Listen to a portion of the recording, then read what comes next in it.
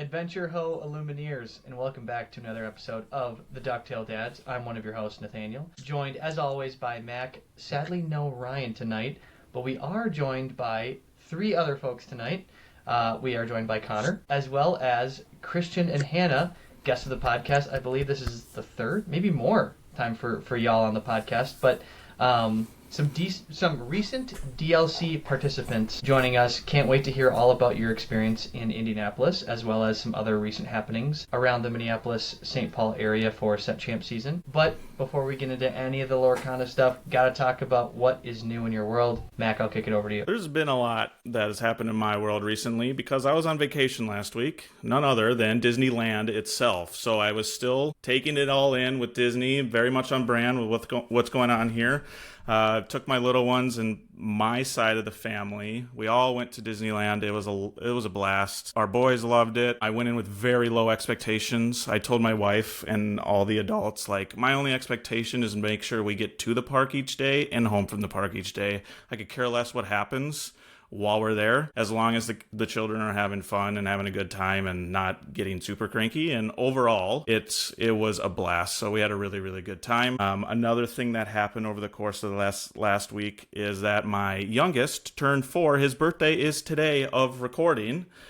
So he had a very big Spider-Man themed birthday weekend, because we had family one day, friends another day, and then today was more just our immediate family. We got to go out to dinner and just hang out, just the 4 of us. So that was a blast. But one thing we got to do on our vacation was that all 4 of us, my wife and I, and our 2 boys, bought, as you do, is get souvenirs. And my youngest was very much on brand with this Spider-Man theme. Very, very excited to show it off to all his friends and all the people there. My oldest, he dabbled in on a lot of the Mickey ears, but he's into Toy Story, so he got the alien Mickey ears, which was a lot of fun and really cool. But one other theme that I noticed at the parks was that jerseys were a big theme there. So like, depending on the franchise, there was like a Bell jersey, like a football jersey, or like a baseball jersey, things of that nature. That's kind of like the new theme now. And one of my favorite movies is Big Hero 6, so I had to show it off. I got myself this guy. That's awesome. So I might have to wear it during our next get together or Set Champ season over the DuckTale Dad shirt. But I'm pretty jazzed. I think you have to, I got actually. a Max jersey. It's kind of like one of my favorite characters of all time and favorite movies. So I'm very jazzed about it. And that was the one thing I was looking for, and I found it in the last hour of the last day at the parks. So I'm very, very excited. Always. And I had to show you guys. For those of you not on video, you should check out the video because I flashed the jersey. But yeah, I'm definitely going to show it off to you guys in person next time. But I had a lot going on. What's new in my world? Nothing Lorcana, to be honest. It was vacation and birthdays. I am not able to play Set Champs, but I was able to hear a lot of you guys and how your experiences went. But I'll save that for you while we get into the Set Champs talk, and I want to hear all about your weekends, and as well as our audience does as well. So, but I'm going to pass it over to Scrooge. Uncle Scrooge, what is new in your world, sir? Yes, as always, thank you for having me here. And what's new in my world, it's kind of, ironic, but my wonderful wife had her birthday today. And so Max, youngest, has the same birthday. It's very, very fun, especially when we're like about to walk out the door to go pick up the kids from daycare. We get a little voice memo saying happy birthday buddy, and it was just the cutest little thing. And so we had some celebrations this weekend. Her brother is big into smoking meats, so we were able to have some brisket and mac and cheese and just eat way too much food and chocolate cake, and it's fantastic. So we had a great time celebrating, and it's just been and trying to stay cool during this heat, but otherwise doing pretty good.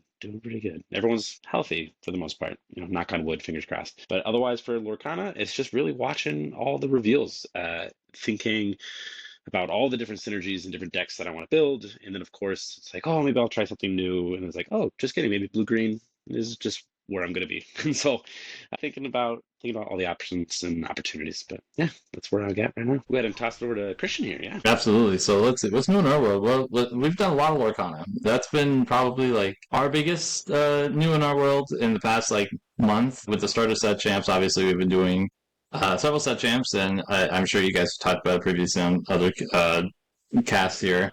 The Woodies are going for a stupid amount of money.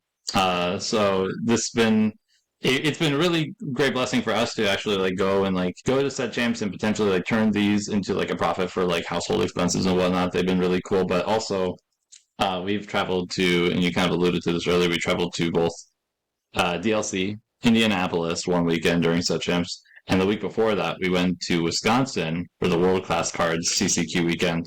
Double 5K weekend as well. So every weekend has pretty much been Lorcana tournaments for the past several weeks, and it's been a lot of fun there.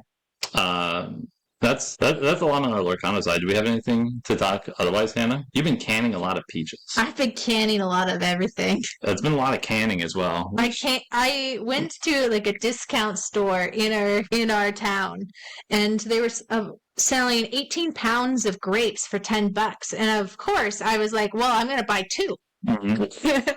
And so yeah, I've been canning that, making it into juice and canning it. And now we have peaches, which is like 60 pounds of peaches that I'm supposed to can. Yeah. Well, it started with 40 pounds because we had there's like a Georgia peach truck that goes through Minnesota. And every year I try to find them. I hunt down this Georgia peach truck every year. Yeah. Because it's really what I kind of live for the next year is this Georgia peach truck. And I found it in North Branch. I'm like, all right, now's my time. I get there, I'm going to get 2 boxes of 20 pounds of peaches, and I end up with 3. And that's always usually how it goes, right? So now we've been produce heavy in our house as well for a while. That's awesome. That sounds like my garden experience. Last year, I planted 4 potato plants, and I thought go big or go home, and I planted 20 this year. So I will... As it should be. Yeah, I think I harvested with my boys last year like 60 potatoes, and if you do the math, I'm gonna have like a couple hundred potatoes in my house, which is a lot of potatoes. I don't know, it's a fun way to save money. For 4 plants, you got 60 potatoes? Yeah. What was that? Brother, those things are rabbits. From 4 plants, you got 60 potatoes? Is that how that works? That's wild. Yeah. Dude. Yeah, we're going to have a lot of potatoes too. Why is world hunger a problem? Just plant potatoes everywhere. That's all I'm hearing. One of my youngest's like birthday presents recently. He got a little gardening tool set because he wanted it to play with me in the garden. So it'll be fun, just both of us playing in the garden. But yeah, I'm very much on brand with just overstocking on the produce. That's been my cup of tea over the course of the last 2 years for sure. It's a good thing. It's a very good thing to have. Splendidly living in places like Ireland or, potato-heavy areas. But until the famine showed up. Exactly. Then he would have been pretty hosed. I'll go last then from a personal side. I threw a surprise party for my wife last week because it was also her birthday. Apparently it is birthday season here. That was super fun. On top of the fact that I got to use my Father's Day gift this weekend, which was that smoker we talked about last week that I was very excited to start using. I was able to smoke some 6 pounds of ribs, and man, it took a long time, but they were amazing. And I just felt so great when they were finally ready to eat by dinner time. So yeah, that was like a full day long process starting the night before with marinating and all that fun stuff. So while y'all are eating a bunch of produce, I'm just crushing meats in my house apparently. So that was super fun. I appreciate so much that I don't want to call you out, Nathaniel, but the fact that you led with, I got my new smoker, I made some ribs, it took a long time, this is my first time smoking I've ever heard in my life. I don't know if that's true or not, but that's what it reads to me. It certainly was. And like I went in thinking, right, like it's going to take a while. Like I know that's the low and slow, right? But, when I actually looked it up the night before of like, what does this actually take? And it was like, 3 hours like this, and then 2 hours wrapped up, and then an hour again. It was like, man, this is like, I need to be really prepared. It's not just like, hey, we want to eat in like a couple hours. It's like, no, we need to eat in 7 hours. So yeah. That was new for me. So you got to actually be prepared. You can't just be throwing stuff onto the smoker and calling it good. Be prepared. But I'm good timing on that. There it is. If you've never played a red blue mirror, you're not ready to smoke. You smoke meats. That's what I'm hearing. Exactly. But anyways, from a Lorcana perspective, I have not been at any set champs myself. Kind of sad about it, but a lot of family things happening lately. So I'm really hoping to go this final weekend with Christian, hopefully you, at a set champs. That will be kind of put on or facilitated by one of our favorite Lorcana players, Ernie, at his local store. I really hope to make it to that this upcoming weekend after the 4th. That'd be great, because you know who will also be there if you're there? Well, me and Hannah will be there. But also, one of the rock stars of the Minnesota Community Set Champ season, one Edison Young, also plans to be there. And I'm not sure if you've seen the picture, Nathaniel, but my boy was bawling this weekend. I'm not sure if you saw the picture, but he won a Woody Set Champ card with us at Gamers Row Set Champ. It was great. There was 18 people. My boy ends up 4th seed going into Top Cut, which was super sweet. And he takes the Woody that he won. He sells it immediately, and uses that and another enchanted that he sold to turn around and buy a Switch 2 with cash. So he's having a good time. Let me tell you, it was the sweetest thing I've ever seen. Like as a dad, he makes me proud every day, right? But like, it was so cool to watch him be like, yeah, I'm gonna do this. He's been wanting a Switch 2 for like over a year, and the fact that he's like, I know what I'm gonna do. I'm gonna sell some of these enchanteds I have because I don't need them. And he's like, I don't have enough. I know what I'm gonna do. I'm just gonna go to a set champ and try to win a Woody. And he just does it immediately and flips it the next day for like $250 to finish up his Switch 2 fund. It was absolutely crazy. That is the most baller thing I've heard from a kid coming out of a Lorcana tournament in quite some time. Good on him. Congrats. Have you to seen him. the That's picture? amazing. The picture with the cash is hilarious. He's just. Have you not seen it, Nathaniel? No. It's a Oh, full I'm going to find it and I'm going to DM it to you. Oh, it's so great. It's pretty sweet. I won't lie, it goes pretty hard because these are all like eBay sales that we made, and so I took out the cash because this was Edison's biggest purchase ever in his whole life, and I'm like, all right, we gotta be clear. Are you ready to spend this much money? I want him to feel the cash leaving his fingers, and let me tell you, there was no trepidation in this boy's heart. He knew what he wanted right then and there. That's awesome. I sent the picture to you in Discord, Nathaniel, the picture of him and his cash. I just saw it come over. Oh, that's so cool. Yeah, this kid's ready to go. Yeah. He's gonna be successful in life for sure. Working in He will finance, be. I have to applaud you, Christian. It's just like to have that lesson so early, saying like you feel the cash leaving. Everything is so electronic nowadays, and I'm not gonna It get is. on my soapbox here, but it's nice to see. It's refreshing to see someone trying to teach the younger generation like this used to be physical, digital currency is the future, all that stuff. But Exactly. very cool. Very cool. Actually, it's super cool that you shared that, Christian, because my oldest actually just purchased something with some of his own cash himself recently, which was a Nintendo Switch game, which was Mario Party, with some of his own money. And so he had the same experience of like seeing this money leave. He got the game. We unlocked Donkey Kong this weekend. It was awesome. Like he's been utilizing that money spent on a game that he really enjoys well. But yeah, I think it's a great lesson for kids to kind of have that experience. And Nintendo does seem to know what they're doing. So props to them on creating some awesome games. They Now, do, that man. being It's wild. And now that being said, right? Speaking of awesome games, this is an awesome game that we love playing, and there is an incredibly huge event that celebrates just how incredible this game is. Mac, do you want to tell us a little bit about it? I would love you, kind sir. Nathaniel is, of course, referring to the Minnesota 3rd year anniversary events. Just want to continue to just pound that into our listeners' ears. That's happening on August 22nd and 23rd, this upcoming August here at the Game Center in Roseville, Minnesota. Friendly reminder, it's going to happen every week, so you might as well get used to it. Again, that's August 22nd and 23rd at the Game Center in Roseville, Minnesota.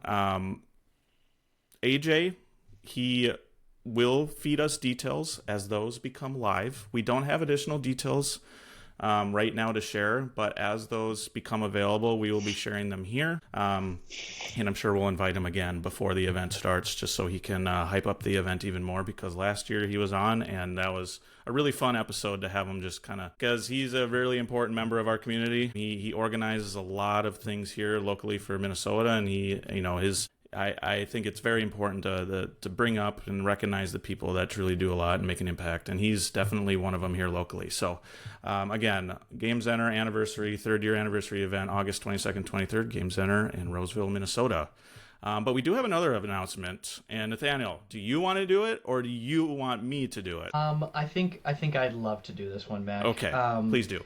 So, as many of you know, the DuckTale Dads have been a podcast trio now for coming up on a year and a half, right? So we've been doing this for a while, and we always reference the fact that our friend Konnor, aka Uncle Scrooge, is the one who got us all into this game. So fitting nickname, as he was the origin for so many of these ties that bind us in the Lorcana world for our friend group. Now, I think a year and a half ago, Konnor had some extremely young twins. They are now still young, but not quite as young, and we have kind of been laying in wait, hoping that one day Uncle Scrooge would become official. As of now, we do officially have an additional DuckTale Dad. Konnor, you are officially a DuckTale Dad. Let's go! Yes. Thank you. I am very excited. It was tough, really. When, again, for those who don't know, I have 2.5-year-old twins. They are incredible. I love them very much, and they are, very tough sometimes. And so the first year or two, I was thinking, like, man, this podcast would be so much fun, but I just don't know if I could be the podcaster that I would want to be to the group. And I didn't want to let anyone down, and so I took a step back and said, you know what, I'll pitch ideas, I'll be a guest, I'll do everything I can. And now that things are getting a little bit better, slightly, still challenging. Anyone out there with toddlers knows this never ends, but just a little bit better. I decided, I got the invite from the gentleman, and I was thinking, like, well, yes, absolutely, I'm in, I'm on it. I talked to the missus, and she said that reluctantly, she said, yes, I think it'd be great. You could talk about Lorcana more, and so it was very, very exciting news, and I'm very happy to be part of the team. Yeah, it's just organized now, Konnor. That's what I try and tell my wife. It's just one night every week that it's organized rather than just randomly spitballing. But yeah, I think to feed off of this and what Nathaniel announced is this has truly been something that me, Ryan, and Nathaniel had we wanted it to be the four of us from the beginning. And Konnor, knowing that obviously he was in a very crazy time with his twins at the time, we very much respected that, but it was always in the back of our heads that one day it was going to happen for sure. And I'm glad it's now. So formally, welcome to the team. I just have to say, and maybe the answer is not now, you got to start thinking about your t-shirt color, because we're going to need to figure out a fourth one. So keep that in mind as you start thinking along. But I'm so glad you said yes. And we are officially, I think, as it was always meant to be, the four of us. I'm so excited and can't wait for it to move forward as the four of us. So jazzed. Very much appreciative of the invite. And again, similar story from the past where things were getting a little bit more interesting with Lorcana. We started going to more tournaments and league play and started doing well. To quote my wife, my lovely wife, she asked me one day when she found out that all of us got top 8 at a set champs for the first time. She goes, Are you guys good? Question mark. And it's just very fun to be like, yeah, you know what? We are good. And so it's just grown from there. We've practiced, we get better, and it's just, it's a great group of guys, and I'm very excited to continue. I remember that night specifically, Konnor, because I believe it was on the heels of you and I going to a weekly where there were I think 12 people, and you and I had finished as the 3-0s that night. And so when you told her about how the tiebreaker was the opponent match win percentage or blah blah blah, they gave me the pin as the higher 3-0, and you were like, oh, that's so lame, because you did everything you could, right? And right. You were telling your wife about it, and she was like, wait, are you guys good now? Yes. I thought that was so hilarious. That's good. Because it can be humbling, right, to remember kind of your origin story. And I love, not at your guys' expense per se, but when you guys share how you and Mac went to this first set camps not really knowing what to expect, what stuff's good, and just getting absolutely waxed by a bunch of people and being like, okay, we got a lot to learn, right? And that was 2 years ago now. So it was quite a while ago. So you've had plenty of time to learn, and we've seen you thrive and do fun things and frustrating things maybe if your name's Mac and you're playing against Konnor. But some amazing things with your deck building qualities. So we're super jazzed to have you. It like Max said, always meant to be you here with us, Uncle Scrooge. So that said, speaking of those set champs, I think maybe we spend just a little bit of time on what you guys have been seeing there, because it is relevant here for another week or so, and just maybe talk about like how maybe this set feels a little bit different. Hannah and Christian, you guys are probably some of the best resources for this because you have been to so many. Maybe some of the trends that you've been seeing the last couple weeks even, because as I had mentioned a couple weeks ago, right, when I went to that first weekend set champs, there was one dogs player in a 19 player field. I highly doubt that would be the experience if you went to a set champs this weekend or this last weekend, right? So would love to hear about what you guys have been seeing, how it's been going. Obviously the kiddo getting top 4 is absolutely incredible. So huge props again to him, but maybe some other things that you guys have noticed.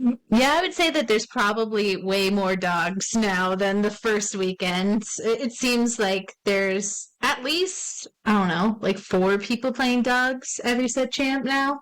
Roughly. It's been very, very common now. And so it's definitely very interesting trying to bring a deck that's good into dogs, because even the decks that are good into dogs can still fail against dogs. So yeah, it's very, very interesting just how all that works out. But Christian has had quite a bit of success with Blurple, and specifically the Louisa Madrigal, the Floodborn one.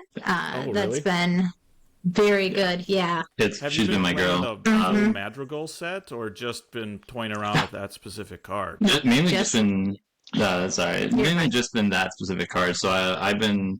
So to kind of preface, so the first... Because there was like a weird gap for us where... Because we went to the first week at Set Champs, and then the next 2 weeks we actually didn't go to any because we've been prepping so much for Infinity. So like we've done so much work in Infinity leading up to the CCQ and then Indianapolis, the DLC there. The first weekend I actually played dogs for both the set champs that I played. I played the Eleanor build that got very popular like the week or two before, and obviously we know now that Eleanor is an unbelievable card. So busted. The card is unbelievably cracked, and we kind of had this feeling that it might have been early on when we were playing Sealed, and like, dude, this card's kind of crazy in Sealed. Yeah. But it's such a weirdly like static card where it's like a 4 cost an ankle in green. Where does this fit? And of course, dogs is great, but besides the point there, yeah. And then after that, I'm actually going to another CCQ next week. So I've been in this weird spot where I've been preparing so much for Infinity, and now like I haven't touched core at all. My first 2 core games were the first set champ of that weekend, and then now afterwards, like, all right, I guess I'm going to this CCQ the last weekend of set 12 before rotation. I need to figure out core, and to me, it feels like there's like 3 like really obvious choices. Blurple, dogs, and I think the new red blue actions list is a great take. Like a really, really, really good take right now. It's such a great matchup into dogs right now. And I found like the whole format in core, and like we're kind of seeing this now in set champs to kind of bring the conversation back to like set champs, right? Because I'm starting to deviate a little bit. I realize, but. Eleanor, right? Everything's about Eleanor, right? Like, how do we like deal with this card? And I found, and I was talking to, I'm also like kind of like an associate of the Flower Farm. If you've ever heard of the Flower Farm, and the discarder JDRR, the guy that makes the Plurple Steel and the Blurple free guides. I talk to him all the time. I was a part of their ICL team. I'm really close to a lot of the inner circle there, and they were really hyping up Louisa. I'm like, I'm gonna try this out at Set Champs.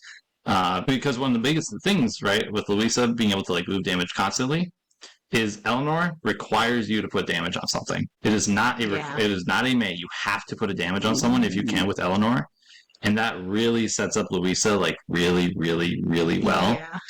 Like we and Hannah had practice games where like on 5, like when I was going to like 5 ink, instead of playing Elsa, I just slam Louisa and just say go, and they can't do anything anymore. Because like the way Louisa works is too, because it only has 4 health, right? And so usually everyone's like, oh, I'll move 3 damage over, pay 3, move 3, and then I move 3 to someone else. But the wording on the text is 3 or more damage. So you can actually have 3 damage. Like if I have Louisa swing into an Eleanor and have 3 damage. And then I have and I pay the ink to move a 4th damage to Louisa. She doesn't die. I immediately move the 4 damage to someone else. So she can actually move 4 damage, which is so relevant in a lot of these dogs matchups where they're required to put damage on places. It's been absolutely insane. In the set champs, I did win a set champs with the Louisa Blurple this last weekend, the one where Edison was there. I actually didn't play a single dogs. There was no dogs in the room either, which is hilarious. But it was just so good everywhere else. It was. I think this card is crazy slept on. I didn't run any of the 2/1 support characters. I ran no Basil, no Fauna. I believe her name is Flora. I'm just not gonna play these. I played 4 of the 1-drop Louisa, the 0/3 with Challenger 2, and it was as good as any other 1-drop was, in my opinion. So I've been really hyping up Louisa, and I think I'm probably going to take it to the CCQ next week. Yeah. I feel actually really confident on the Louisa. I think it's the correct choice. Yeah, I felt pretty good with my Sapphire Steel list that I was running. And then I played Christian in Swiss, and we had played the day before, and I did not do very well. You were running dogs the day before. I was playing dogs, yes. So I thought, well, maybe Sapphire Steel is a little bit better into this deck. And turns out it's not. I actually got demolished in both Swiss, and then later in top 8. I got demolished again. Yeah. And it's just like I couldn't do anything with this 6/4 card. It was so annoying. And like other cards too made it really bad for me. Yeah. There was like a crazy turn where like I had Louisa on the field and you went like Giant Tinkerbell, and then like I was about to put damage on and you're like, no, I take that back.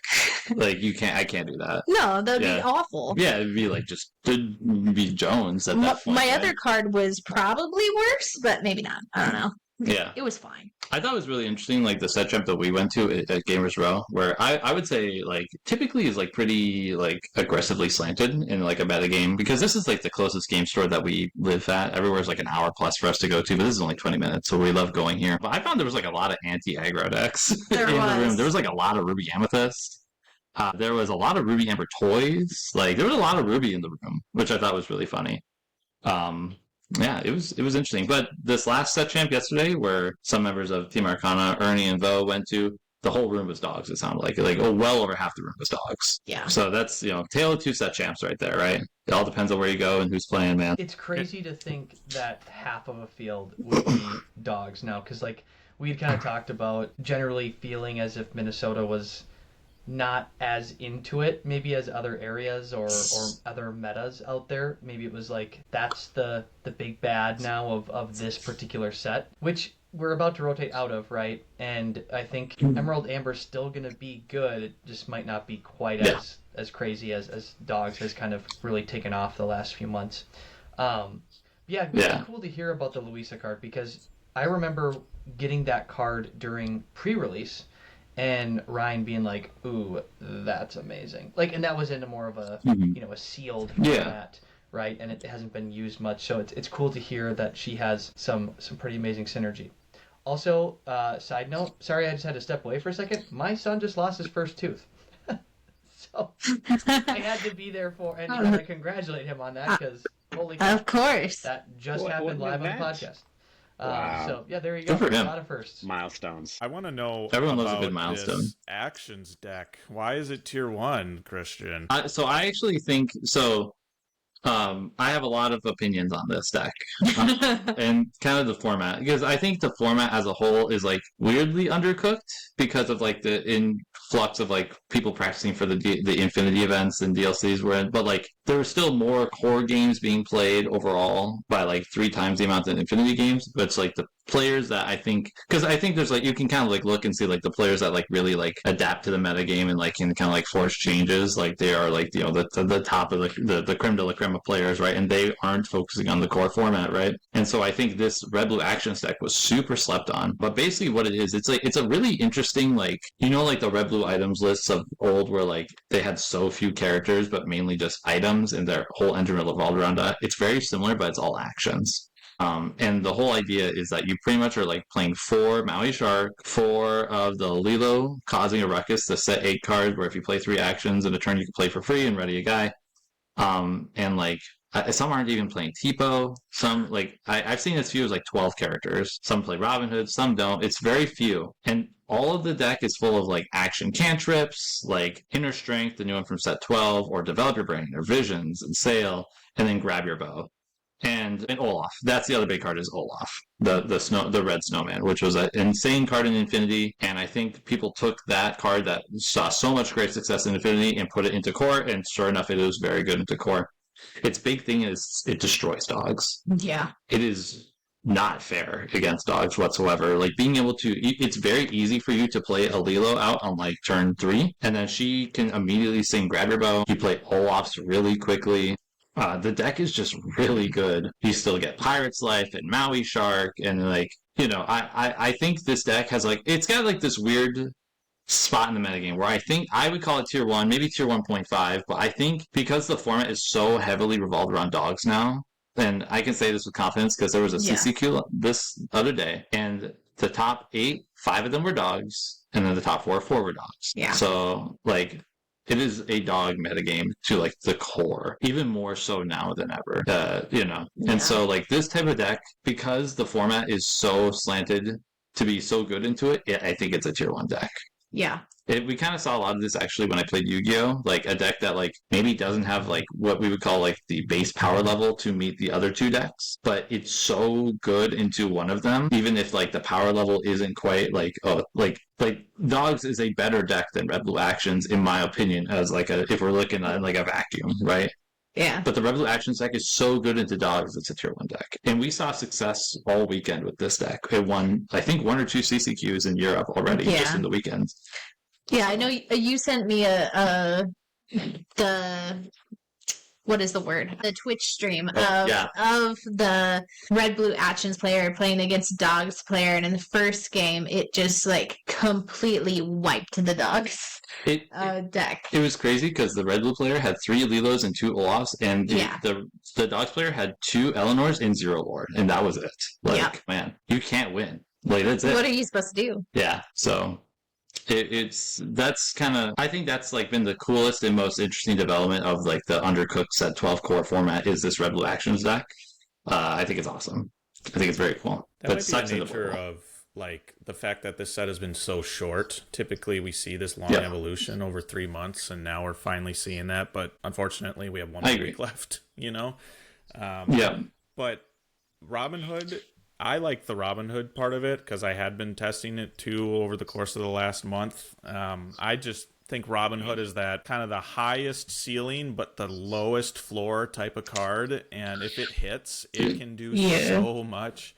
And that's, I think, as I've alluded to over the course of this set specifically in a lot of our episodes, I've become the thematic guy, I think, and just trying different themes and just wacky stuff. And Robin Hood is the perfect, I think, example of that different type of play style that is fun, high risk, high reward. And you get a lot out of it when it works, but yeah, you can get smashed. But either way, your games are kind of fast and explosive, whether it's positive or negative. So I'm glad to see that deck is truly, it's kind of the bodyguard against Dogs, because Dogs is just continuing to run rampant over this meta for sure. Yeah. I am, for one, so excited for, 3 weeks from now when rotation is upon us, because I'm ready for something different. The deck's gone again. Red Blue's gone again, Mac. It took 4 sets for you to have a Red Blue deck that is good again, and it's gone immediately. I think it's we not were more talking so like the Red Blue is gone. It's like I'm glad that Dogs is gone, and maybe we're going to see a different version of it with the toys, but like at least it's something different, and at least it's more thematic. And that's, I guess, during pre-release here and all the reveal season, we've been seeing a lot of, I think, more themed decks at first glance. Definitely. Which I'm very excited to see. But yeah, it's set 12 though. I want to ask one more question here, and then Konnor and Nathaniel, feel free to jump in after this. Set 12, we've talked about like our friend group, like although Dogs is the deck, right? But let's like eliminate Dogs for a second. Like, there's a lot of variety, we feel like, at least at a set champs level. Sure, at a CCQ or DLC, all the good players are going to play the best decks. But, like, I feel like we've seen a lot of variety, and maybe that's because it's Pixar and everyone wants to try the new Pixar cards. But do you see that, if we're stepping away from dogs for a second, do you feel the variety, or do you feel like, no, I think we need to get to rotation first? Do you mind if I answer this one? Okay. I'd say yes to both. I think when you look at like a set champs, like from an objective point of view, set champs really are like a great in between of like casual Arcana to like high level competitive playable Arcana, because you can like I argue you can go to set champs and anything can win, which is like kind of also the fun part about set champs, right? Like, you know, let's take my son for example. Actually, this is a great example. He wanted to play Pixar cards. You know, he loves Toy Story. I love Toy Story. He was like excited about these cards, but his favorite deck ever is Amber Steel Aggro. It's what he played from set 9 onward. He got his Maleficent Dragon card, made top 4 at issues needed with Amber Steel Aggro, and he's just always loved, you know, he loves Daisy, he loves, you know, all those Doc, he loves all those nasty cards, right? And he's like, but I want to play with the toy stuff, right? And so we like, you know, collaborated a little bit, like, okay, let's see if we can mix the Amber toy package and Amber Steel Aggro and see how far we can kind of get with this to a playable deck, right? For a set chance, right? Especially when the goal, in my opinion, is to top 8 a set champ, right? That's like always the main goal. Winning is icing, obviously, but the goal is always to top 8. And we came up with what I thought was like a pretty solid list with like, you know, still like a lot of the stuff with like Daisy and Doc and like the Lilo bundled up and the new Mickey card that comes in Exerted, the Expedition Leader, and when you quest, give stuff -2 strength was absolutely ridiculous. And we actually found it comboed really well with like cards like Jessie, where you can shrink stuff when you play cards that cost 2 or less. So like there was turns when like he would like have a Jessie and then like you know, he like had the Mickey also and played like 3 1 costs and then like shrunk just a million things. I'm like, oh okay, nothing can attack at all. That's cool. And so like the Woody, and you know, we didn't play like all the toys, right?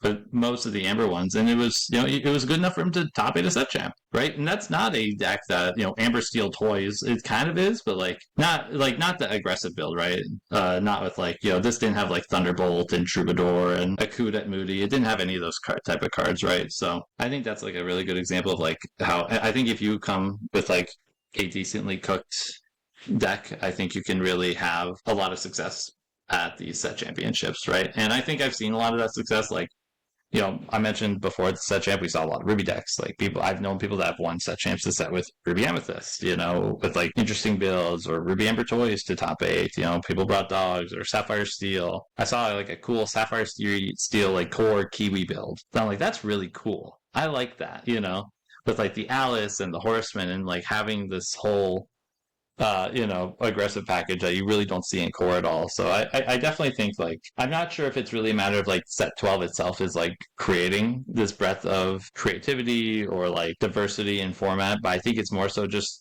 the way set champs have always been kind of formatted, which I think is a good thing, right? Like, I like to play at the highest competitive level, but I think if every weekend was a DLC, I think I would get burnt out really quickly, right? And so I get a lot of joy at knowing that like I have a lot of choice in what I can play every weekend. But we are definitely desperate for rotation as well. Like, listen, no one wants to see Tramp anymore. No one wants to be Elsa on turn 4 anymore. No one wants these things. You know, I'm sick, and no one wants to have a Doc like get ripped off the top when their opponent's no cards in hand. It's like, oh well, you know, that's kind of always, you know. Not to ramble too much, but I think it's a mixture of both. I think we really need the rotation, but you know, it's been fun. As to me, all set champs have always been fun. Yeah. What do you think about that, Hannah? Yeah. Yeah. Yeah, I'd echo the point, Christian, about just like rotation seemingly coming at a good time. It feels like, right? Like, yeah. When we talked with JDZ, he kind of mentioned the fabled rotation, maybe not being executed the best way, right? Where we were in that kind of awkward phase there where decks just like were not that good.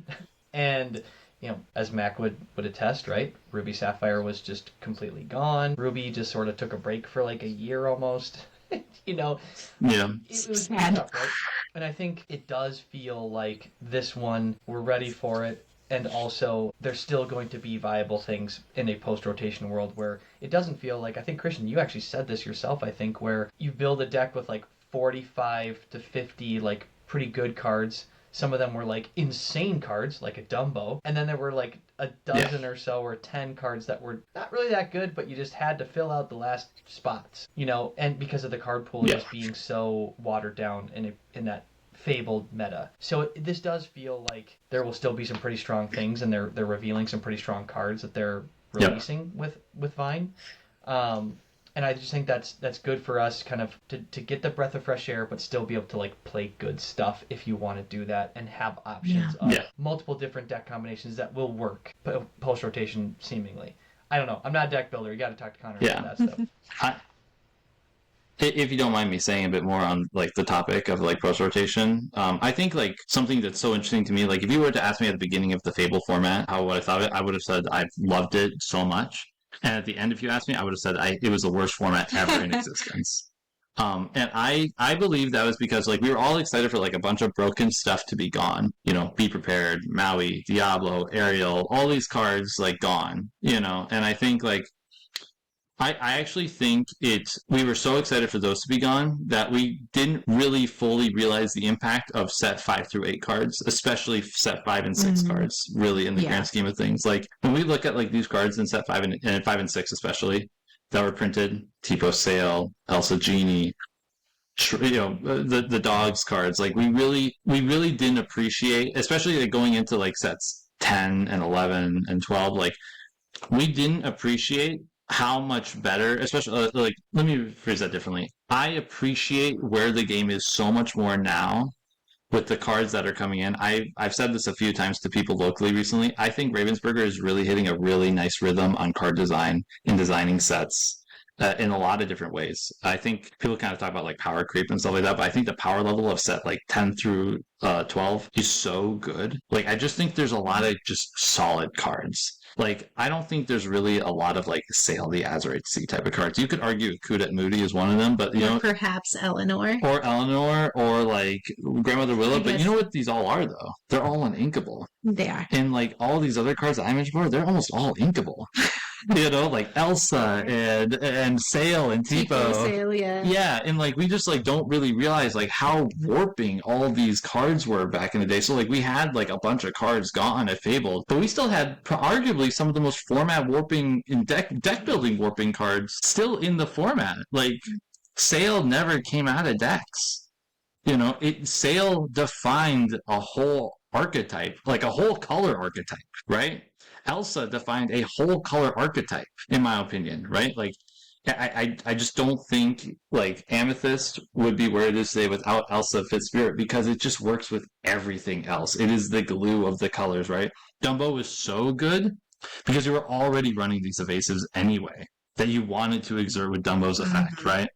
And so I think going into this rotation, what I'm really excited about is, like, we're finally leaving what I think is a lot of the infant and toddler, like I would argue the toddler stage of Ravensburger card design. Some of it is just like kind of like done with a little bit of reckless abandon. They're pushing boundaries in like ways that toddlers do, right? Like I want to stick the finger in the electrical socket, and they made Sail the Azurite, right? Like now we're starting to get to like they're pushing the envelope in like more cleaner ways with set 13, set 12, and set 11, right? Like I think, you know, again, I think a lot of these Amber cards are broken. I think Willow is broken. I think Akut is broken, but I think they're also they're broken in the context of how good they were with the set 5 and 6 cards. Willow is still a broken card, but man, it was broken with dogs, right? Like I think we're just going to see so much such a better meta, such a better form of deck building. I think, you know, there's more draw than there was at the beginning of set 9. There's, you know, not to go all in on this, but if Dogs was not a deck, we would be able to build such better decks. But I also think that with all this, I feel like without Amethyst cards, without Elsa Fitzspirit, we would be able to build such better cards and Sail and all these. Yeah. So I'm excited for them to be gone, even though I love both of those colors so much. Absolutely. But they're the best. They're the best, yeah. That's why they were good for the whole format. The decks didn't change that much, right? No. Yeah. As you were mentioning, it does seem as though you were kind of limited to Amethyst if you really wanted consistent card draw. Either, it's like, oh, Clairville, and Amethyst. And so it's nice and refreshing, as you mentioned, to see a little bit more depth in the availability for card draw. And so kind of leaning into the point you made with like the Akud and Willow being the new Sail, Genie, Elsa combinations. Are there any other cards you think that will be the next Sail or Tifo from whether it's 9, 10, 11, any set from there that you think might be I the have next an big idea. thing that is underappreciated currently? Do you want to answer this first, Hannah? Because I got a couple in my mind already. No. I got a I couple. love it. I mean, love it. I Get your was just notebook out. thinking. I think that the Sapphire Emerald Minnie and Mickey, or Mickey and Minnie, is going to be a really meta-defying card. I think it's going to be so good, and I'm very excited to see how it works and how it's put together. But everything I've heard about it just seems like it's really, really good. That's a card that is as good as it reads, Yeah. right? I've seen some people practicing some set 13, and from what I've experienced, the card seems actually very real, which is great. Yeah. But I think it's a really cool card. That's just from Attack of the Vine. That's what set 13, which is which is part of the conversation. So like 9 through 12, and I think what do you got? I think Scrooge, the Ruby Scrooge, is going to be a huge card. Yeah.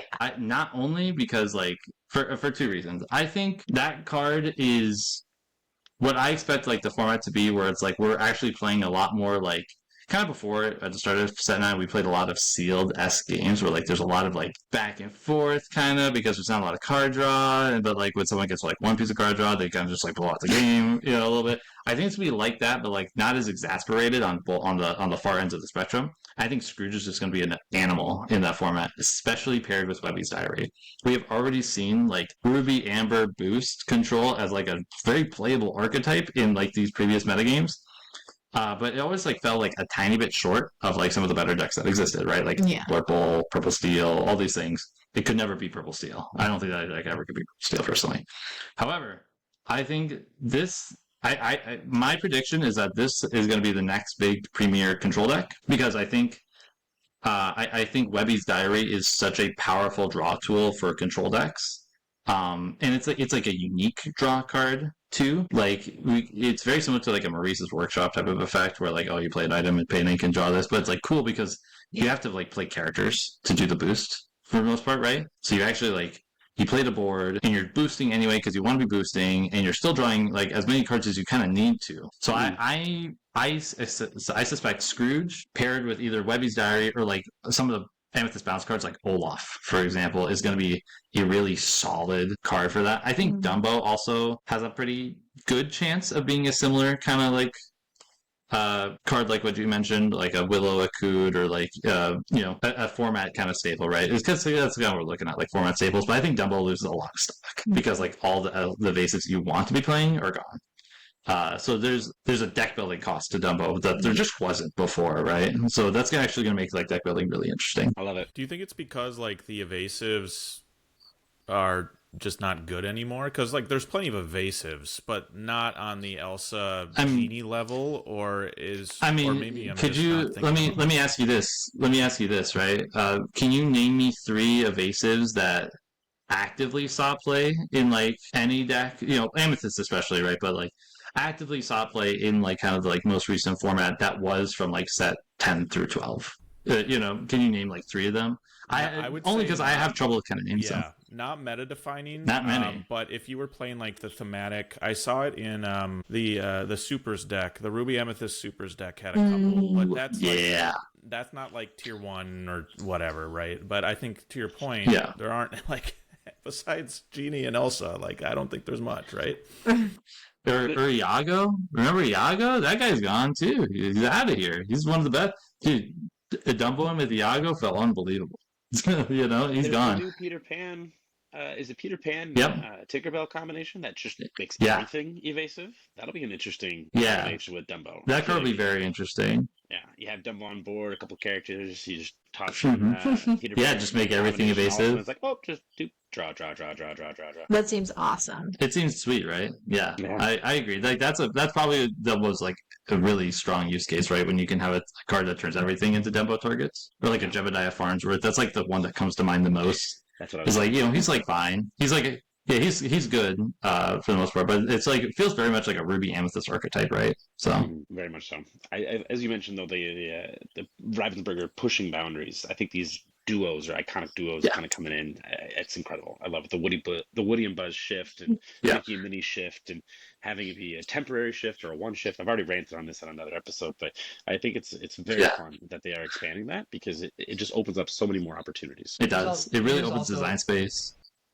yeah, it is also this new like mechanic in general, right? Like we keep getting these like different styles of being able to play, right? Like boost was the big thing for Whispers in the Well. Now we're getting like joint shift things that just make the game feel different and like fresh again, right? Yeah, absolutely. That's what we need. So that said, speaking of the freshness, that was you guys are fresh off of a very large tournament, being DLC Indy. So you touched on this a little bit, right? The notion that hey, a large chunk of the player base for set 12 was actually distracted from core because they were focusing instead on a much bigger prize, which was DLC Indy. So can you guys talk a little bit about maybe how that prep looked, what you guys ended up running, what you guys saw there? Maybe how that compares to some of the prior DLCs from this season, because this was, of course, in the Infinity DLC. So the one North American DLC that was not core constructed, it was actually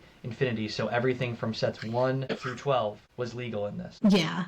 It was very interesting going into it because it felt like there was not a lot of people practicing Infinity besides the people that were going to the DLC.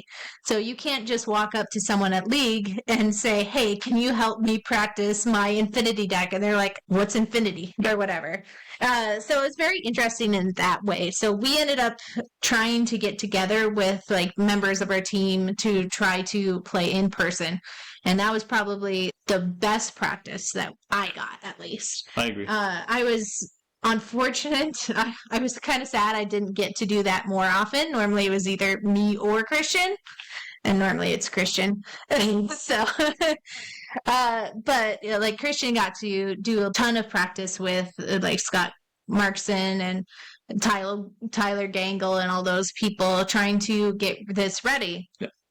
And so when I played online, I played the majority of the time Ruby Sapphire Shark. That's just a really awesome deck, and I liked it a lot. But then Christian came home pretty early on saying, oh, we have this sweet Diablo deck we're working on.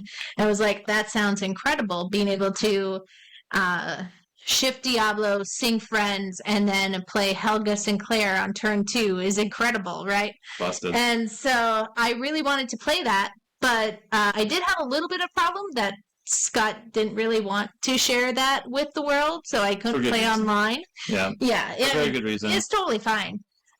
So I just continued to play Red Blue Shark and playing that type of deck with Christian at home. Yep. But we were not able to practice that very much. So No, we had a lot of like the DLC came up really fast, I felt It like. did. Yeah, we really just kind of ran out of time, it felt like. yeah, it definitely did. And so I had played some other Emerald Amethyst list, and so I was like, you think this will be fine. I can play it for the DLC. And so I ended up going with Emerald Steel, and I had a terrible record, but I don't think it was my fault more than it was just like my matchups and stuff like that. Yeah. So. I guess there was 3 people kind of within locally that brought this deck. Yeah. You had a tough run. The Tyler Novak also had a tough run. He did. But Ernie had a great run with the deck. He started off 6-0 Yeah. of the day, immediately gets qualified for day 2.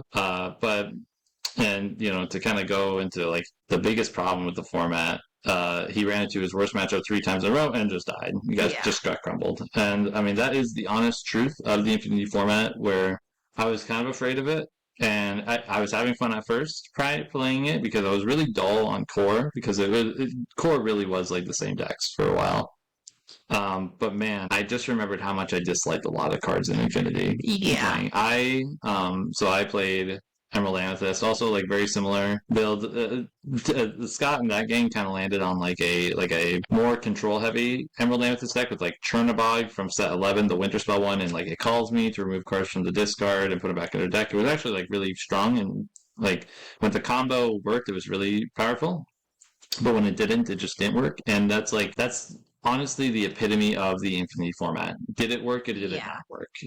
Because the cards are just so swingy, and I think that's like really like the biggest problem with it, because like everyone is like every deck is a 10 in Infinity, in my opinion. Like you're forced to kind of mull to your 10, like your 10 out of 10 hand. Yeah. Because if you mull for it, and if you're both mulling for that, and you don't have, even if you have a middling hand, if your opponent has their good hand, player draw, you're dead. Yeah, it doesn't even really. It doesn't always matter matchup. No. Like it could be a terrible matchup for you, but if you get your best hand, you're probably going to win anyway. Yeah, honestly, yeah. Or if you get your worst matchup, you're still just like maybe just dead in the water, right? And like a lot of big tournaments, if we're looking at it from a core, or like from a true objective standpoint, there is a ton of just matchup luck in big tournaments for people that succeed.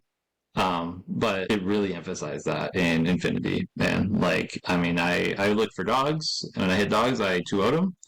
I look for red blue. I played Emerald Amethyst Discard. That was the deck I brought to World Class Cards. I had a good run there, and I wanted to run it back. I enjoyed the deck. And I started off 3-0, started off really good, and then I just went 0-3 right off the bat, just to terrible hands, honestly. Like, and I think it was like, there was like a weird point. It was tough, actually, when I was like kind of there at the DLC. Like, I kind of didn't want to be there. I was so down on Infinity format as a whole. Like, I enjoyed the deck that I had, but I just didn't enjoy the format. And I think like you kind of got that air from everywhere. Like the venue was still friendly, and like the event ran really smoothly, but like I don't think anyone was like having the time of their life sitting across from Shift Diablo or a Cinderella Akud Ariel Ethereal Voice, or any of these things. This is like, man, like, I'm starting off great. I win 3 dice rolls. I 2-0. I didn't lose a game. I had opened Shift Diablo, Sing Friends, like majority of the game. And then the next several games, I like miss Shift Diablo, and I'm just dead. Yeah. And that's like kind of just the truth of the metagame. I mean, Scott Markison had the same thing. He went 2-3, and he was out right there. He's like, and I was talking to him. He's like, "Yep, I died. That's what the format is. I didn't draw good hands, and I died." I'm like, "Yeah, that's the real truth of it." And I think, like, I think, like as a whole, I enjoyed testing Infinity in the beginning because it was different, but I really disliked it at the end because it's Infinity. Like we only had 4 added sets for an Infinity tournament. Like there wasn't enough time, right? Like the body was still warm. For like post rotation, I felt like playing these Infinity cards, like shoot, man, we didn't even bury these guys yet. We got to dig them back up. I think it was, in my opinion, maybe you can attest to this too. I think the Infinity DLCs were a huge failure, in my opinion. I think the format is good. I think the tournaments this soon was a colossal failure, and you can really see that in Dortmund, where there was supposed to be a cap of 4,000 players, and one day had 500, and the other one had barely 1,000.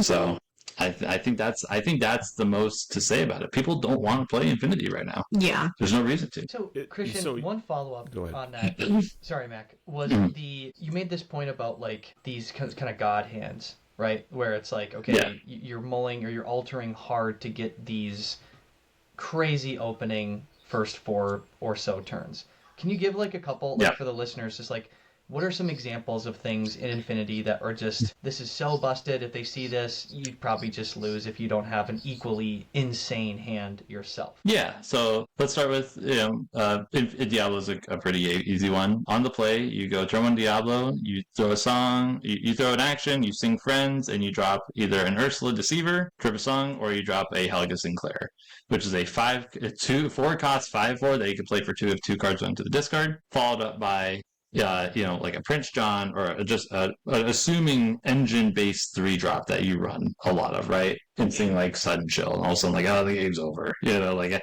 there's way too many threats for me to deal with anymore. Or or Shark going, or Red Blue Shark going like Popsicle, Sail, How Far I'll Go Shark into like Olaf is so difficult to deal with as a player.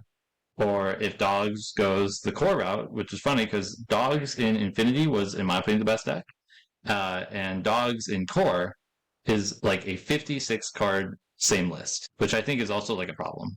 The best deck in Infinity is a core deck with 4 Infinity cards in it.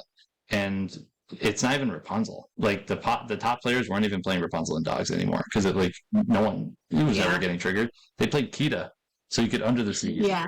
It was ridiculous because it triggered all the Aurora and Queen synergy still. So like if you just go like 1-drop Willow, 1-drop Eleanor, same as core, it's also equally busted in Infinity. Turns out you also just auto win games from just doing that half the time. Yeah. So that's like an example of a lot of the main decks that you saw in Infinity in some of the openings. You just have to deal with like every other round. Or Steel Song, if they go like Cinderella, like storm your guy, play Troubadour, a Cood at Moody turn 3 into turn 3 Tragic Hero Beast. Like some decks could never beat that. Never beat that. Or even like Cinderella into the boost Ariel on turn 2, which is like also like a Singer 4, but like huge, for a 2-drop, so like, that's kind of like where the format really turned into, was like, who's got the more busted opening? Like I said it before, like, man, games were over by turn 3, but no one really wanted to admit it, but the truth was games were over by turn 3 most of the time. So I would like to expand on that even more because how do I want to phrase this? Infinity, I think, is a fun format, or at least in theory, it can be really, really, really fun. And it sounds like, from a big DLC perspective, that's not the way to go, at least for a main stage event. Is there a way to improve that? Because I don't know, 4 sets ago when it was announced, it seems like this is a type of format that Ravensburger wants to continue to focus on, at least for the immediate future. And I am predicting that this is going to be an event at Worlds. I think Infinity is going to be one of the things that they do at Worlds. Could be totally wrong. But they want to try it out there. How do they improve Infinity then if there was some kind of negativity towards it, especially at the event when you were there experiencing it? I could see 2 things. First of all, I think that they need to wait a couple of sets to make it like really good and to make people actually want to play the format. And then I could also see bans of cards. I think that bans are very good, and that would help the format immensely because there's just such busted lines that you can do. I think that's the biggest thing. They need more bans. Yeah. The ban is really necessary. Like core needs rotation, Infinity needs ban lists really badly. The decks look different a little bit because of like, the addition of like certain cards from like Whispers and Winterspell, but the archetypes were the same. It was Diablo decks, it was Dogs, it was Ruby Sapphire, and it was Steel Song, which is the exact same as it was at the end of set 8, but they just had new tools. No archetypes could break through that, and I don't think the cards were really designed to compete with Infinity cards. No. And I think that's like, I echo Hannah's point completely. They needed more sets. They needed like 2 more rotations before wanting to do Infinity with a couple ban lists because the format needed to look different, and it just did not look different. It did not look different at all. No. I've been one too. I'm very much a fan, and I'm a traditional sports fan. Like I follow a lot of the local sports teams here, and for those of you who don't know, we have some very aggressive like general managers in our Minnesota sports fans right now that are taking big swings, which I appreciate. And I think Ravensburger did the same thing with Infinity. Like they took a big swing with implementing a format like this in Infinity. So I am actually, although the experience now might not be ideal, I'm hopeful that there's an improvement. And I know we alluded to before on previous episodes with the ban list, and I am very much on board with that too. There needs to be a ban list. Are there top couple cards that were just so menacing that just need to be removed immediately moving forward if this is something they want to continue, especially like I'm predicting if this is something they want to do at Worlds, for example, which is not that far away, right? There's definitely a lot of cards that I could see them banning. I think Grandmother Willow is one of those cards that I want to see banned. I feel like that would be one of my top choices. She just seems so incredible in the Dogs archetype, and without some type of ban list, that deck is going to be the best deck in the format for years.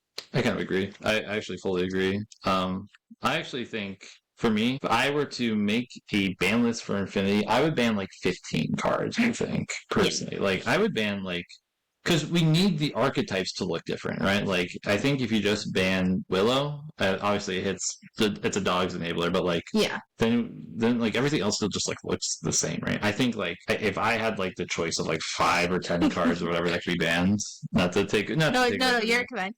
I would ban Cinderella Ballroom Sensation, Be Prepared, Sail the Azurite Sea. I'd be banning. I think Eleanor's probably fine without Grandmother Willow. Most games. It's a little questionable though. But like, how often? You're trying to like ban the enablers, right? Yeah. Like that's like what you need to do, right? Like that's why like we would need to ban like the stuff that like ramps really easy. Diablo's got to be gone. Mountain Shark I think is fine, but if it got banned, I don't think it'd be like. I think it would actually help the format still a little bit. Yeah. I think, yeah. I was just thinking, one reason why I think that Be Prepared could be banned is because all of the decks that are good into dogs also die so heavily to Be Prepared. So if Be Prepared didn't exist, dogs would not be as big of a problem. If people stopped playing red decks, I didn't think dogs would be the best deck, but no. Everyone wants to play red decks. I like playing red decks, so I love red decks. I love red decks too, yeah, but I think like, stuff like that I think needs to be banned. And I think people are going to hear that and be like, Christian, that's like the whole Infinity format. It's like, well, then they should probably wait. They should probably wait to make more Infinity events if those busted cards are the whole format. Maybe we should add more cards to the pool, another rotation, and then we get rid of all those nasty cards. I think really before we, started really getting deep into the Infinity conversation, I think it was Hannah, you mentioned this, that really, in my opinion, summed it up entirely, that people weren't practicing or like they weren't testing for Infinity. It was like you'd go to League and it's like, who's doing that? Who's doing Infinity? And really, if you weren't going to the DLC, was there any reason to like do anything? Like there's no reason really. There's no side tournaments. There's no Infinity based like League nights or set champs only for like there's no reason. And so I think that, as Mac alluded to, is like, nice. I appreciate they're trying new things. They're going for some fun ideas. However, as Christian said, it was a failure. It felt like there was a few things missing. There was just no point if you weren't going to the DLC. Yeah, I think like the biggest part of the failure was just timing, right? Like I think Infinity. I agree with Mac. I think Infinity format is a good thing to like uphold and support and be a thing for the game, especially if you're going to have like a rotation every year. I think we want Infinity format to exist, but it needs to be like it needs to be handled like in a timely manner, right? Especially like to me, like not to get into like a big like Ravensburger criticism thing, but I think it's really weird that like they like everything that they thought that they should work on, they saw Infinity to be the first thing, when like I think local league events and stuff like that is like a bigger problem that the game needs to be focusing on, and not, hey, we got to make sure people play Infinity. Because I think there was a weird like vocal minority of people that were like, I want to play with my old cards still, but then like once Infinity kind of started happening, people like didn't have to play with their old cards, like, I don't know if I want to play with these anymore, guys. Like, you guys kind of made better cards over time. Like, wait, what if I, you know what I mean? Like, so I think that was like a big problem too. So here's a quick, off the cuff question. I don't need to think about it too much. If there was another style, let's like core Infinity, and the style was franchise only, color limits off the table, only franchise, what would you run at the franchise DLC? Can I speak to I gotta start this. Yeah. I've actually, so in the Flower Farm, JDR has a franchise theme format that we play like in the Discord, like for a month long. I played in one of these last set and it was the most fun ever. Zootopia. I played Zootopia. I got the top 4 with a Zootopia deck, and it was awesome. Interesting. Yep, I got crushed by Aladdin Purple Steel. Crushed. It was great. And I think that is a real format that needs to be in the game. It was so much fun. Absolutely agree. And it was like, and the way that the design of the game is going forward makes it even better. Just a real quick off the cuff of the rules, like you said, you want it to just be an off the cuff thing. It was Infinity format, 2 color only restriction still. It was called the Franchise and Friends format. So you could only play characters, songs, items, and locations from a specific franchise. You could play any action from any franchise. Those were on the table. And then you could play 4, if because you're still keeping the 2 colors. You could play 4 characters from one color from the Mickey and Friends franchise, and another 4 characters of the other one. So it helped it helped provide like a little support glue for like maybe some Right. like colors that needed a little bit more. That like Sapphire is a great example. Like Sapphire, without ramp is like kind of a notoriously like not a great color. So like the franchise and like the Making It Friends format adds Mickey Detective, which is perfect for the format, right? Yeah, you get access to Clarabelle, but only one piece of it. You can't play 4 of the little Clarabelle and 4 of the big Clarabelle because they'd both be Emerald. If you play the Emerald Amber, you could play 4 of the big Clarabelle and then 4 Daisy Duck or something like that, for example. Awesome format. I've been praising it so much, and it was some of the best Lorcana I've ever played in my life. I highly recommend it. Hannah, what would you say? Yeah. Well, I have not played that format. It also sounds very fun, but I've always said that the deck I would want to play is a Tangled Rapunzel deck. I've always said that I want to. If you have all of the colors, there's so many good Tangled cards, so that's the deck I would do. You'd have Mother Gothel and Rapunzel still, so it's a good time. But if it's Infinity, I guess. Yeah, Infinity, but still only 2 colors. Yeah. Love it. Well. All right, so on this note, right, of you two playing in some fun formats, we have to ask the question, did you play 2v2 during DLC Indy? Of course we played 2v2 at DLC Indy. Why would we not? Why would we not? Experience. We have to hear what you did, how it went, because you two are a bit of, I would say, kind of you get some magic behind you with the 2v2 format in the past. True. Yeah. It's been a good time. Do you want me to start this one off a little bit? Yeah. So there was actually 2 different 2v2 events this time. There was a core one and an Infinity one on 2 different days. So we brought 4 different decks for these stupid 2v2 event. I was so stressed out preparing for this, but so for the core one, which was first, we played our previous one, which was Dogs and Green Purple Brainiac.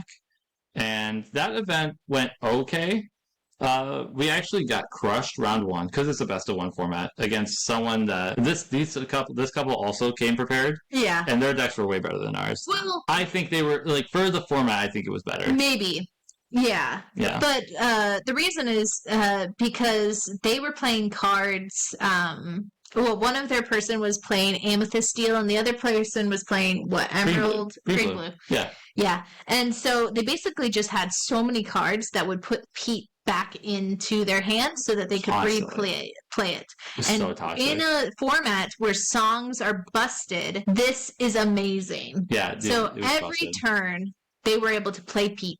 We were able to do nothing. Their Amethyst Steel deck had like 4 magical maneuvers, 4 Olaf. The Green Blue deck had like Mother Knows Best and like Milo Thatch to put Pete back in their own player's hand. It was really busted, and we got cooked pretty hard because our deck really needed actions. Yes. Then we got a bye, which was super unfortunate, and then we played a really funny game on our last round, because usually what happens in the 2v2, you each have to get to 20. One person gets to 20 really fast, and the other one takes a little bit longer, and the other two are like, all right, bully that person so he doesn't get to 20. Well, Hannah was playing the Green Purple Brainiac control deck. That deck is slow as sin, right?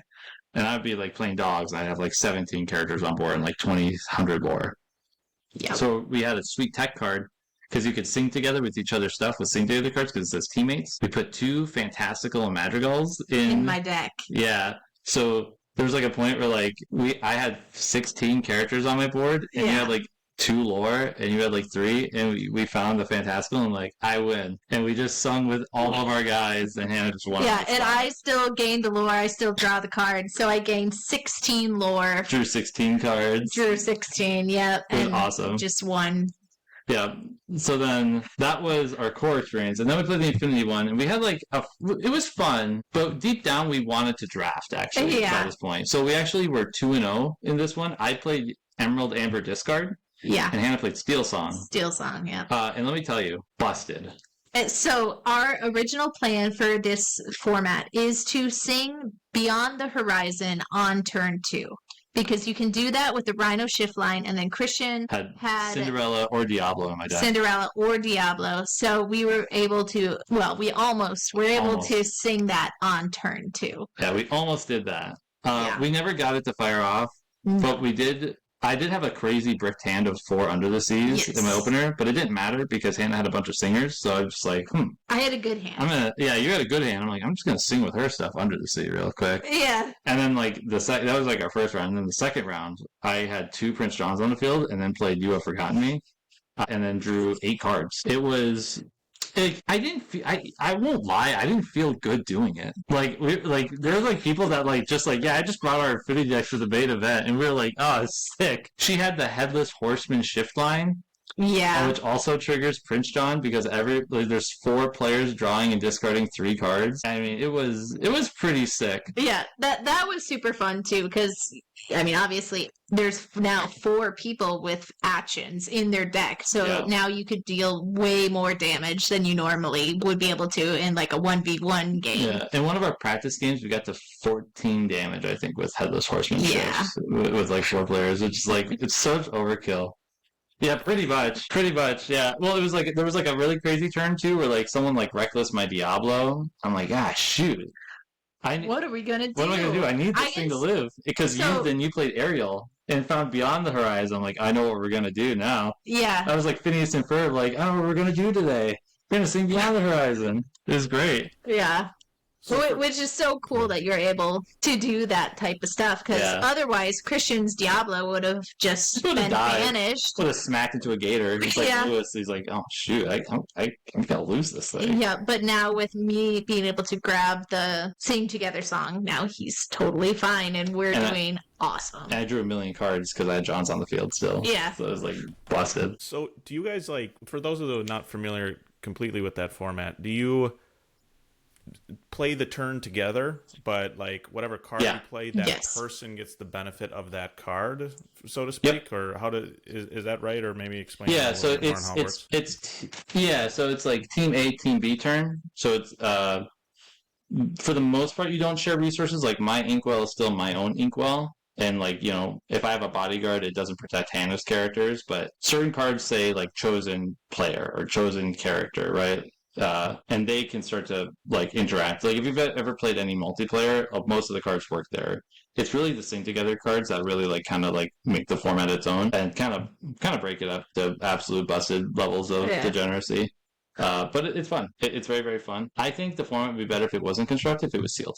If it was to be sealed, I think it'd be game serious, actually. I think it'd be insanely good. Because you can also like, the best part is like too, like if we have hands, we can like show each other our hands, like, I want to do this, you should do this first, and then I'll do this, you know, all on the turn. We can coordinate really strong strategic plays, right? That's the funnest part of the format. Yeah, being able to talk to each other is really fun. It's great. It's really, really great. We kind of saw that one team sealed event at the Whisperers event where the 3 of you played. Were on a team. It's the same idea. And I think it's actually wonderful. I think it needs to be incorporated more. I think it should actually be an official format. You know, not relegated to an undercooked side of it. More formats is what I'm hearing. We have Infinity and more formats. Looks like we're looking for franchise, and team, and And so I can't say a whole lot on it, but at the VIP lounge, they were people that had the VIP access. Ryan Miller was testing a brand new format with them that they had to sign an NDA for before they could even play the format. And I wasn't there. Ravensburg, if you're hearing this, it seemed cool. I wasn't a VIP, but I heard on the grapevine, you can't get me. You know, you can't, you don't know where I live. You don't know where I live. Basically it was a commander style format. Oh man. It was a singleton commander style format. So you can potentially expect that in Disney Arcana, from what I can hear. I'm glad they're testing through the out. grapevine, right? I didn't sign no NDA, Ravensburger. I didn't sign no NDA. Can't get him. Yeah. So can't get I guess my final like DLC related question before I let Nathaniel and Konnor ask theirs is this: Indy was kind of the culmination of season 2. So season 2, kind of your quick final thoughts on. I think generally speaking, season 2 was a little bit of a letdown compared to season 1. Just I think due to the number of events, maybe because Infinity was a main stage, but I think everyone was super excited to just have DLCs again, right? And overall, I think they're trending in the right direction with the framework that they've built with season 2. So last thoughts on season 2 and how you and what you want to see, your initial hopes and dreams for season 3 as we eventually get there, because I think it feels like it's just around the corner going into Continental's Worlds, and then we're like there. I feel like around the first of the year is when I'm expecting something, it's probably when World is going to happen. This isn't breaking news, people, but I'm just saying that's my prediction. Yep. I would say I think season 2 felt very much like a 2-step backward, 2-step forward by the end of it type of feeling to me. And I think a lot of that stemmed also like it kind of was like season 1 all over again because they had a new company doing the organization of the events, right? It's pastime. Before it was PPG. That means it's a whole group of people learning how to DLC all over again, right? Like I think that's like the biggest thing. You know, we had 2-game format the whole time in season 1, which was dog, water. So like, it's funny that you mentioned, Mac, that like at least I'm not sure if you shared this experience, Hannah, but for me, like I felt like season 1 and season 2 felt very similar in terms of like excitement and disappointment on an equal level because like there was a lot I hated about season 1, but I still had a great time, and there was a lot I hated about season 2, but I still had a great time for like different reasons, right? Yeah. Like I think like the direction, like because I went to the very first season 2 events DLC in Bologna, and that felt super undercooked of a DLC. The venue was very bland. There was like very few vendors. Like the people that were running the event clearly like didn't like everything was going so late into time. They didn't know how to handle like judge requests very well. It was just like really poorly ran, and I could see it just get better over time. Very similar to how the PPG DLCs went as well. So. Yeah. I think for me, like my hopes and dreams for season 3, I think the format's good. I think 8 rounds of Swiss and then last 4 for day 2. I think it's a great format. I haven't heard anyone really complain about it at all. I think it's way better than 2-game format from a feels good, feels bad perspective. I hope the prizes are better, like the promos. Like I think the promos are like one of the weakest parts of season 2. Like, dude, who wanted Mulan charging ahead as a card? Why is Pegasus the promo? Like, why?